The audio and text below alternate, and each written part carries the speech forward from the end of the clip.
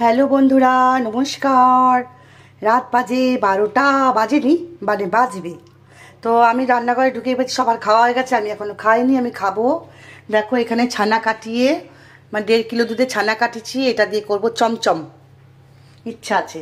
আর এখানে দুধ ঘন করে ফুটিয়ে রেখেছি, আর এটা দিয়ে করব হচ্ছে তোমার বাটারস্কচ আইসক্রিম, এই দুধটা দিয়ে।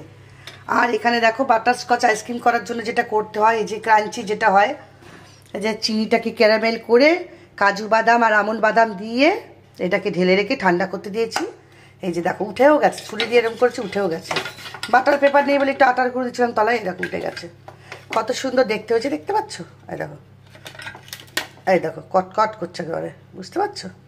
বাটারস্কচ আইসক্রিমটা আগেবার করেছিলাম, আমার বাচ্চার মানে ছেলের খেতে খুব ভালো লেগেছে, পুরো খেয়ে উড়িয়ে দিয়েছে।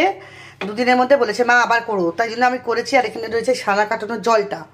তো আজকে ইচ্ছা আছে রাত্রিবেলাতে এই বাটারস্কচ আইসক্রিমটা বানাবো, আর বানাবো কি না রাত্রিবেলায় এখন চমচম বানাবো। এই ছানাটায় চাক দিতে দিচ্ছি, এটাও 1.5 কিলো দুধের ছানা আছে, বুঝতে পারছো বন্ধুরা?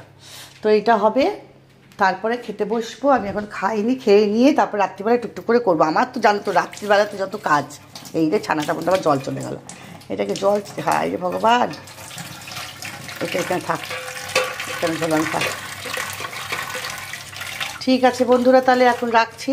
বাকি কী করবো, কত দূর এগোবো সেটা তোমাদেরকে এই শর্টসের মাধ্যমে দেখাবো। আর এটা দেখো কত সুন্দর হয়েছে চাকরিটা, কালারটা দেখেছো? চিনিটাকে ক্যারামেল করে নিয়েছি, তারপরে বাটার দিয়ে এই যে কাজু আমন্ড দিয়ে নাড়িয়ে চাড়িয়ে ঢেলে দিয়েছি।